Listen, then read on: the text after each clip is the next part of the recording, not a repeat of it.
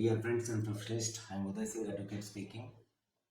So ನೀವೆಲ್ಲರೂ ಸಹ ನನ್ನ ಯೂಟ್ಯೂಬ್ ಚಾನಲನ್ನು ನೋಡ್ತಾ ಇದ್ದೀರಿ ಅಂತ ನಾನು ಅಂದ್ಕೊಂಡಿದ್ದೀನಿ ಮತ್ತು ಕಮೆಂಟನ್ನು ಮಾಡಿ ಮತ್ತು ನನ್ನ ಯೂಟ್ಯೂಬ್ ಚಾನಲ್ಗೆ ಸಬ್ಸ್ಕ್ರೈಬ್ ಆಗೋದನ್ನು ಮರಿಬೇಡಿ ಅಂತ ಹೇಳ್ತಾ ಸೊ ಇವತ್ತು ನಾನು ಇನ್ನೊಂದು ವಿಷಯವನ್ನು ತೆಗೆದುಕೊಂಡು ನಾನು ನಿಮ್ಮ ಮುಂದೆ ಬಂದಿದ್ದೀನಿ. ಸೊ ನಾನು ಇವತ್ತು ಆಯ್ಕೆ ಮಾಡ್ಕೊಂಡಿರ್ತಕ್ಕಂಥ ವಿಷಯ the role of magistrate under CRPC section 164 and 164A.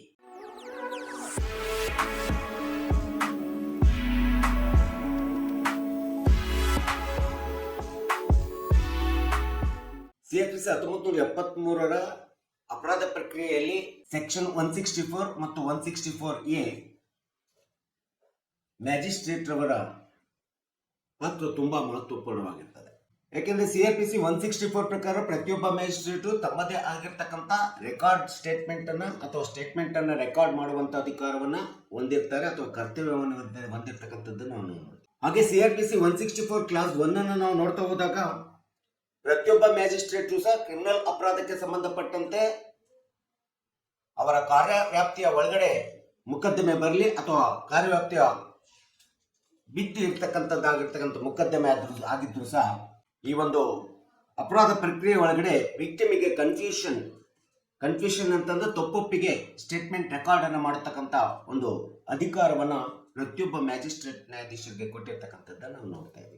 ಈ ಒಂದು CRPC 164A ನಾವು ನೋಡ್ತಾ ಹೋದಾಗ ಅದು ಸಹಜವಾಗಿ ರೇಪ್ ನಂತ ಒಂದು ಮೊಕದ್ದಮೆಗಳಲ್ಲಿ, ಅತ್ಯಾಚಾರಕ್ಕೆ ಒಳಗಾದಂತ ಮೊಕದ್ದಮೆಗಳಲ್ಲಿ ಯಾವುದೇ ಒಬ್ಬ ಮಹಿಳೆ ಲೈಂಗಿಕವಾದಂತ ಅತ್ಯಾಚಾರಕ್ಕೆ ಒಳಗಾಗಿರ್ಬೋದು ಅಥವಾ ಲೈಂಗಿಕವಾಗಿರ್ತಕ್ಕಂಥ ದೌರ್ಜನ್ಯಕ್ಕೆ ಒಳಗಾಗಿರ್ತಕ್ಕಂಥ ಮಹಿಳೆ ಇರ್ಬೋದು, ಇಂಥ ಒಂದು ಬಾಧಿತ ಮಹಿಳೆಗೆ ಅಥವಾ ಯಾವುದೇ ಒಂದು ಪುರುಷ ಒಂದು ರೇಪ್ ಕೇಸ್ನಲ್ಲಿ ಇನ್ವಾಲ್ವ್ಮೆಂಟ್ ಆಗಿರ್ತಕ್ಕಂಥದ್ದಿರ್ಬೋದು, ಇಂಥ ಒಂದು ವ್ಯಕ್ತಿಗಳಿಗೆ ಈ ಒಂದು 164A ಪ್ರಕಾರ ಮ್ಯಾಜಿಸ್ಟ್ರೇಟ್ ರವರು ದ ಎಕ್ಸ್ಪರ್ಟ್ ಮೆಡಿಕಲ್ ಆಫೀಸರ್ಸ್ಗಳಿಗೆ, ರಿಜಿಸ್ಟರ್ಡ್ ಎಕ್ಸ್ಪರ್ಟ್ ಮೆಡಿಕಲ್ ಆಫೀಸರ್ಸ್ಗಳಿಗೆ ಪರೀಕ್ಷೆಗೋಸ್ಕರ ರೆಫರ್ ಮಾಡತಕ್ಕಂಥ ಒಂದು ಸಂಪೂರ್ಣ ಅಧಿಕಾರ ಇದೆ ಅಂತೇಳಿ ಈ ಒಂದು ಸೆಕ್ಷನ್ ಹೇಳ್ತಾ ಇದೆ. ಸೊ ಹಾಗೆ ಅರ್ಜಿದಾರರ ಅಥವಾ ಯಾವುದೇ ರೇಪಿಗೆ ಒಳಗಾಗಿರ್ತಕ್ಕಂಥ ಅರ್ಜಿದಾರರು ತಮ್ಮದೇ ಆಗಿರ್ತಕ್ಕಂಥ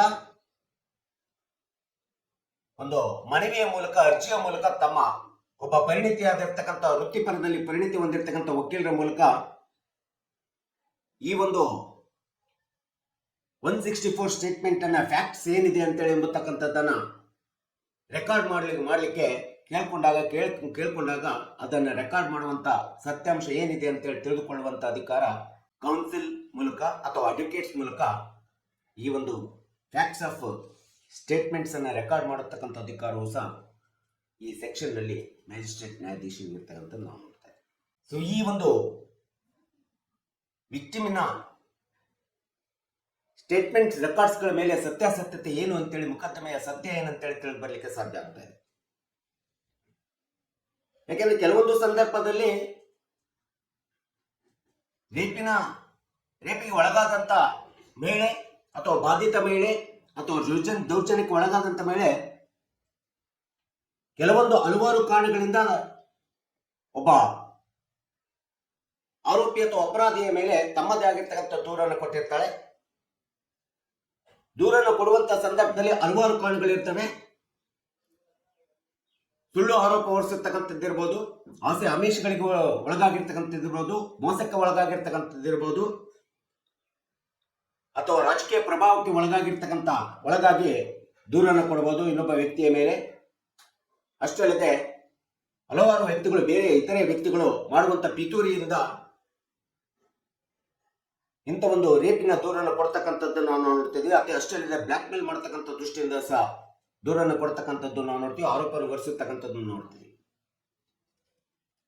ಸೊ ಈ ರೀತಿಯಾದಂತಹ ಹಲವಾರು ಕಾರಣಗಳಿಂದ ಪ್ರಾರಂಭದಲ್ಲಿ ಒಬ್ಬ ಮಹಿಳೆ ಅಥವಾ ರೇಪ್ಗೆ ಒಳಗಾದಂತ ಮಹಿಳೆ, ಬಾಧಿತ ಮಹಿಳೆ ಸಹಜವಾಗಿ ದೂರನ್ನ ಕೊಡ್ತಕ್ಕಂಥದ್ದು ನಾವು ಇವತ್ತಿನ ದಿನಗಳಲ್ಲಿ ಸಹಜವಾಗಿ ಈ ರೀತಿಯಾದಂಥ ಮೊಕದ್ದಮೆಗಳು ಇವತ್ತು ನ್ಯಾಯಾಲಯಗಳಲ್ಲಿ ದಾಖಲಾಗ್ತಿರ್ತಕ್ಕಂಥದ್ದು ನಮಗೆ ಎಲ್ಲರೂ ಸಹ ಗೊತ್ತಿರುವಂತ ವಿಷಯ.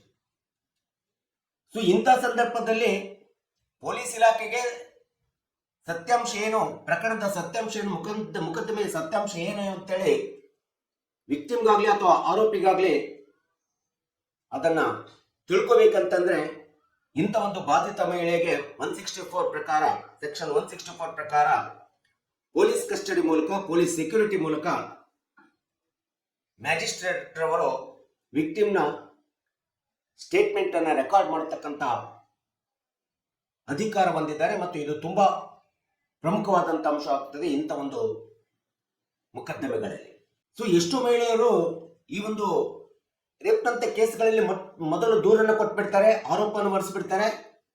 ಯಾವಾಗ ಮ್ಯಾಜಿಸ್ಟ್ರೇಟ್ ಮೂಲಕ, ಕೌನ್ಸಿಲರ್ ಮೂಲಕ ಅಥವಾ ಅಡ್ವೊಕೇಟ್ ಮೂಲಕ ಅಥವಾ ಪೊಲೀಸ್ ಇನ್ವೆಸ್ಟಿಗೇಷನ್ ಆಫೀಸರ್ ಮೂಲಕ ಇಂಥ ಒಂದು ಸ್ಟೇಟ್ಮೆಂಟ್ ರೆಕಾರ್ಡ್ಗೆ ಈ ಒಂದು ಸೆಕ್ಷನ್ ಅಡಿಯಲ್ಲಿ ತೆಗೆದುಕೊಂಡಾಗ ಮೊದಲು FIR ನಲ್ಲಿ ಅಥವಾ ಪೊಲೀಸ್ ಆಫೀಸರ್ಸ್ ಎದುರಿಗೆ ಕೊಟ್ಟಿರ್ತಕ್ಕಂಥ ಸ್ಟೇಟ್ಮೆಂಟ್ಗೂ ಮತ್ತು 164 ಸ್ಟೇಟ್ಮೆಂಟ್ ರೆಕಾರ್ಡ್ ನಲ್ಲಿ ಕೊಡ್ತಕ್ಕಂಥ ಸ್ಟೇಟ್ಮೆಂಟ್ಗೂ ಏನಾದರೂ ಕಾಂಟ್ರಡಿಕ್ಷನ್ ಆಯಿತು, ಕೊರಾಬರೇಷನ್ ಆಯಿತು ಅಂತಂದ್ರೆ ಅಂತ ಒಂದು ಸಂದರ್ಭದಲ್ಲಿ ಇವಳು ಕೊಟ್ಟಿರುವಂತ ದೂರು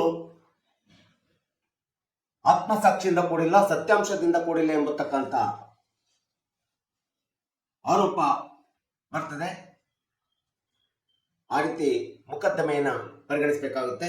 ಅಷ್ಟೇ ಅಲ್ಲದೆ ಕೆಲವೊಂದು ಸಂದರ್ಭದಲ್ಲಿ ಮೊದಲು ದೂರನ್ನು ಕೊಟ್ಬಿಡ್ತಾಳೆ ಬಾಧಿತ ಮಹಿಳೆ, ನಂತರ 164 ಸ್ಟೇಟ್ಮೆಂಟ್ ರೆಕಾರ್ಡ್ ಮಾಡುವಂತ ಸಂದರ್ಭದಲ್ಲಿ ಮ್ಯಾಜಿಸ್ಟ್ರೇಟ್ಗೆ ನಾನ್ ಕಂಪ್ಲೇನ್ಸ್ ಅಂತೇಳಿ ಹೇಳ್ತಾರೆ. ನಾನು ಕಂಪ್ಲೇಂಟ್ ಕೊಟ್ಟಿಲ್ಲ, ನಾನು ಕೊಡುವಂತ ಉದ್ದೇಶ ಇರಲಿಲ್ಲ ಅಂತೇಳಿ ಹೇಳುವಂತ ಸಂದರ್ಭದಲ್ಲಿ ಇಂಥ ಒಂದು ರೆಕಾರ್ಡ್ ಅನ್ನ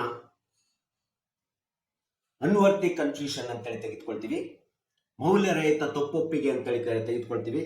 ಇಂಥ ಒಂದು ಮೌಲ್ಯರಹಿತ ತಪ್ಪೊಪ್ಪಿಗೆಯನ್ನ ತೆಗೆದುಕೊಂಡು ಯಾವುದೇ ಒಂದು ರೇಪ್ ಆರೋಪವನ್ನ ಪರಿಗಣಿಸತಕ್ಕಂಥದ್ದು ನಾವು CRPC 1973 ನೋಡ್ತಾ ಇದ್ದೀವಿ, ಸೆಕ್ಷನ್ 164 ಈ ರೀತಿಯಾದಂತ ದೂರನ್ನ ಮೊದಲು ಕೊಟ್ಟು ನಂತರ ದೂರಿನಲ್ಲಿ ಈ 164 ಸ್ಟೇಟ್ಮೆಂಟ್ ರೆಕಾರ್ಡ್ ಅನ್ನು ಮಾಡುವಂತ ಸಂದರ್ಭದಲ್ಲಿ ಎಷ್ಟೋ ಆರೋಪಗಳು ಬದಲಾಗಿರ್ತಕ್ಕಂಥದ್ದು ಅಥವಾ ತಮ್ಮ ಮನಸ್ಥಿತಿಯನ್ನು ಅಥವಾ ನಮ್ಮ ಆತ್ಮಸಾಕ್ಷಿಗೆ ವಿರುದ್ಧವಾಗಿ ಮಾಡಿರ್ತಕ್ಕಂಥದ್ದನ್ನ ತಪ್ಪೊಪ್ಪಿಕೊಂಡಿರ್ತಕ್ಕಂಥದ್ದು ಇವತ್ತು ಸುಪ್ರೀಂ ಕೋರ್ಟಿನ ಕೇಸ್ ಲಾಸ್ ರೆಕಾರ್ಡ್ಸ್ ಗಳಲ್ಲಿ ನಾವು ನೋಡ್ತಾ ಇದ್ವಿ. ಉದಾಹರಣೆಗೆ 2001 4 SCC, 2001 SC 1512 KT Thomas RP Seth ಎಂಬತಕ್ಕಂಥ ಒಂದು supreme court judgment record, case laws records ಎಂಬುದು. ಹಾಗೆ Dara Singh versus republic of India 2011 SCC 490P ಎಂಬತಕ್ಕಂಥ ಈ ಒಂದು ಕೇಸ್ ಲಾಸ್ ಗಳನ್ನ ನೋಡ್ತಾ ಹೋದ್ರೆ ಈ 164 ಸ್ಟೇಟ್ಮೆಂಟ್ ರೆಕಾರ್ಡ್ ಒಳಗಡೆ ರೇಪ್ನಂತ ಕೇಸ್ಗಳಲ್ಲಿ ಕನ್ಫ್ಯೂಷನ್ ಎಂಬತಕ್ಕಂಥದ್ದನ್ನ ಅನ್ವರ್ತಿಯಾಗಿ ಕೊಟ್ಟಿರ್ತಕ್ಕಂಥದ್ದು ಸಹ ನಾವು ಇವತ್ತು ನೋಡ್ತಾ ಇದ್ದೀವಿ. ಈ ರೀತಿಯಾದಂತ CRPC 164 ಮೂಲಕ ವಿಕ್ಟಿಮ್ ದೂರು ಕೊಡುವಾಗ ಒಂದು ರೀತಿ, ಸ್ಟೇಟ್ಮೆಂಟ್ ರೆಕಾರ್ಡ್ ಅನ್ನ ಮಾಡುವಂತ ಸಂದರ್ಭದಲ್ಲಿ ತನ್ನ ಹೇಳಿಕೆಯನ್ನು ಬದಲಾಯಿಸಿದರೆ ಸೆಕ್ಷನ್ 164 ಕ್ಲಾಸ್ 4 ಪ್ರಕಾರ ಪ್ರತಿಯೊಬ್ಬ ಮ್ಯಾಜಿಸ್ಟ್ರೇಟ್ ಕೂಡ ಅಂತ ಒಂದು ವಿಕ್ಟಿಮ್ ನಿಂದ ತಪ್ಪೊಪ್ಪಿಗೆ ಕನ್ಫ್ಯೂಷನ್ ಸರ್ಟಿಫಿಕೇಟ್ ಅನ್ನ ಪಡೆದುಕೊಳ್ಳುವಂತ ಸಂಪೂರ್ಣವಾದಂತ ಕಾನೂನುಬದ್ಧ ಅಧಿಕಾರ ಪ್ರತಿಯೊಬ್ಬ ನ್ಯಾಯಾಧೀಶರಿಗೆ ಅಥವಾ ಮ್ಯಾಜಿಸ್ಟ್ರೇಟ್ ನ್ಯಾಯಾಧೀಶರಿಗೆ ಇರ್ತಕ್ಕಂಥದ್ದನ್ನ ನಾವಿಲ್ಲಿ ನೋಡ್ತಾ ಇದ್ದೀವಿ. ಇಂಥ ಒಂದು ರೇಪ್ ಮೊಕದ್ದಮೆಗಳಲ್ಲಿ CRPC 164 ಪ್ರಕಾರ ಸ್ಟೇಟ್ಮೆಂಟ್ ಅನ್ನ ರೆಕಾರ್ಡ್ ಮಾಡ್ಲಿಕ್ಕೆ is it any time limitation ಇದೆ ಅಂತ ಹೇಳಿ ಕೇಳಿದ್ರೆ there is no time limitation. ಅಲ್ಲಿ ಯಾವುದೇ ರೀತಿಯಾದಂತ ಕಾಲಮಿತಿಗೆ ಅವಕಾಶ ಇಲ್ಲ. ಯಾವುದೇ ಸಂದರ್ಭದಲ್ಲಿ ಈ ಒಂದು ಸೆಕ್ಷನ್ ಪ್ರಕಾರ ತಮ್ಮ ಜುರಿಸ್ಡಿಕ್ಷನ್ಗೆ ಬರಲಿ, ಜುರಿಸ್ಡಿಕ್ಷನ್ಗೆ ಬರ್ದೇ ಇರಲಿ, ಈ ಒಂದು ಸ್ಟೇಟ್ಮೆಂಟ್ ಆಫ್ ರೆಕಾರ್ಡ್ ವಿಕ್ಟಿಮ್ ನಿಂದ ತೆಗೆದುಕೊಳ್ಳುವಂತ ಸಂಪೂರ್ಣ ಅಧಿಕಾರ ನ್ಯಾಯಾಂಗದ ಮ್ಯಾಜಿಸ್ಟ್ರೇಟ್ ನ್ಯಾಯಾಧೀಶರಿಗೆ ಇರ್ತಕ್ಕಂಥದ್ದನ್ನ ನಾವಿಲ್ಲಿ ಹೇಳ್ಬೇಕಾಗುತ್ತೆ. ಕೆಲವೊಂದು ಸಂದರ್ಭದಲ್ಲಿ ಈ ಒಂದು ಮೊಕದ್ದಮೆ, ಈ ಒಂದು ಪ್ರಕರಣಗಳಲ್ಲಿ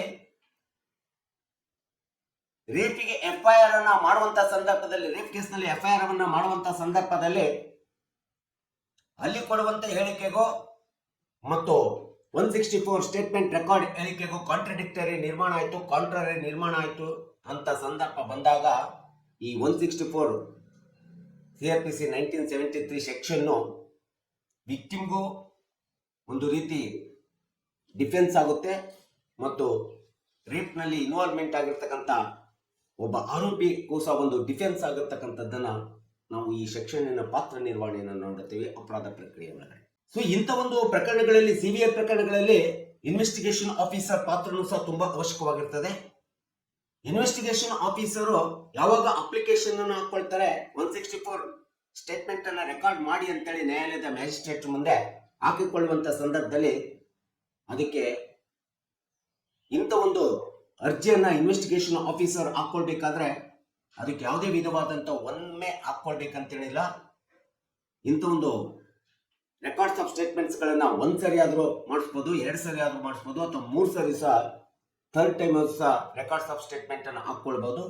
ಯಾವುದೇ ವಿಧವಾದಂತ there is no bar for the 1 time or 2 time ಎಂಬತಕ್ಕಂಥ ಒಂದೇ ಸರಿ ಮಾಡಬೇಕು ಸ್ಟೇಟ್ಮೆಂಟ್ ಆಫ್ ರೆಕಾರ್ಡು ಅಥವಾ 2 ಸರಿ ಮಾಡಬೇಕು ಎಂಬತಕ್ಕಂಥ ಯಾವುದೇ ವಿಧವಾದಂತ ಬಾರು 164 ಸೆಕ್ಷನ್ ಸಿಆರ್ಪಿಸಿಯಲ್ಲಿ ಅಪ್ಲೈ ಆಗೋದಿಲ್ಲ ಎಂಬತಕ್ಕಂಥದ್ದನ್ನು ನಾವು ನೋಡ್ತೀವಿ ಇನ್ವೆಸ್ಟಿಗೇಷನ್ ಆಫೀಸರ್. ಸೊ ಇನ್ನು ಇಂಥ ಒಂದು